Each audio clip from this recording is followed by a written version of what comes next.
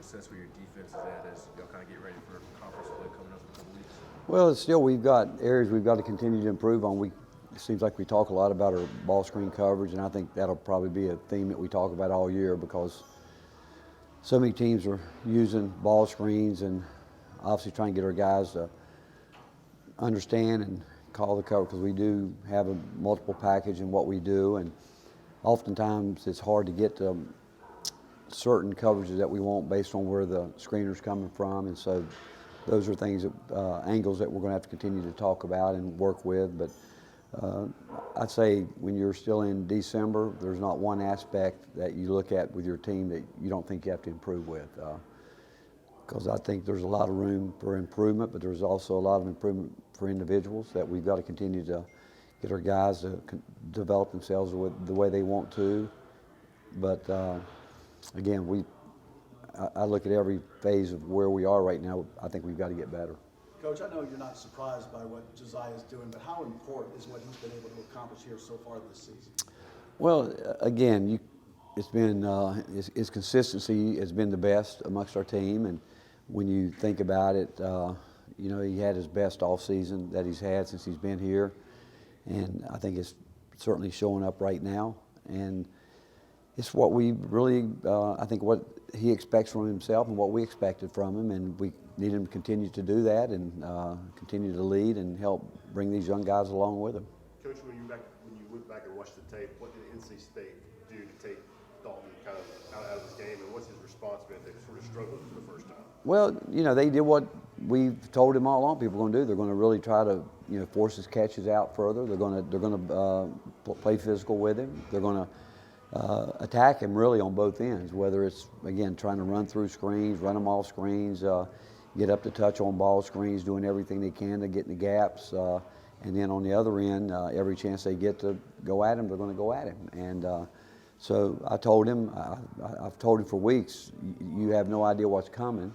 And I told him after this, I said, it's only going to keep coming, and it's great for you that you saw it right now, and it really started seeing a little bit of it in the Illinois game. But the fact is, he'll handle it. He's going to work at it. He wants to get better. I mean, that's one of the reasons he came here. He talked about it from day one, wanting to improve defensively. But he is going to see defenses that he's never seen before, and I really he can pass it. He actually made a couple nice passes where the pass got stripped, but where he got in trouble the other night, he got anxious and started trying to just put his head down and go without really seeing the court, and he normally doesn't do that. So that was a good experience for him.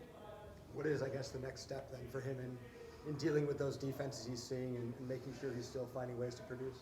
Well, relying on his teammates and understand just what we've said in the past. I mean, people don't realize how Santi's helped his teammates so much by the way he's being guarded, where he knows how to space the core and basically open up a double gap for people because they're not willing to leave him.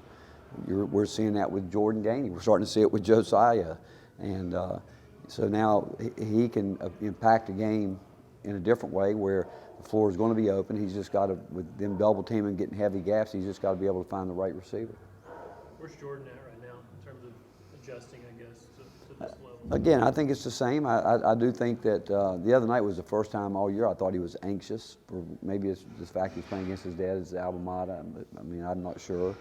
But Jordan's really done pretty well when you think of he's improved a lot defensively. He's only going to continue to get better there as his body continues to fill out, where he can, because he's not afraid of being physical, trying to run through screens. But offensively, it's probably not predetermined what he's going to do before he gets it, and letting the game come to him a little bit more. But again, both of those guys already have had huge impacts with us, and they'll continue to help us, and their teammates will tell you we need them to do what they do best and continue to try to do it. And that's score the ball. A couple of Josiah's threes came on the trailer when Zakai had him trailing. How much do you like Josiah in that trailer role? Well, it changes everything in transition. When they have to start playing that out, now it's going to open up either those wings or the posts underneath the basket. And now we need our post guys to, when it's open there, and it's going to open up drives for Zakai like he had the other night. So anytime you can get the floor stretched around that key area, it opens up a lot. And gives you a chance to really attack the basket. You mentioned the other night needing to get Tobe going, I guess, on the offensive end. How do you get Tobe going? Well, him, again, it goes back, I always talk about space on the court and knowing your space and knowing how to get to your space and fight for your space. That's what he's got to understand and get there, catch the ball where he wants it. And if he doesn't catch it where he wants it, how does he get it where he wants it without turning the ball over, knowing that people are going to be digging down on him, trying to take it away from him, and learning how to, pass it out, maybe go screen, maybe repost, all that. But he worked so hard at it, and again, this is probably the first time really since he's been anywhere that, we're trying to encourage him to go score the ball, and at a higher level than he's probably ever been asked to do. But he'll figure it out. And but what we need most of all is him to continue to be the force he is on the boards. He runs down, got some great extra possessions for us. That right there, those are like bolts of lightning when somebody can get a rebound like that and throw it back, and somebody pop a three or get an easy layup. And we need him to continue to do that as much as anything. Coach, 2 of the last 3 games pretty much been an 8-man rotation. How much? Well, it's just a game, Rob. I mean, you've been around. You see us play. Those are high-level possession games, and sometimes it's not right.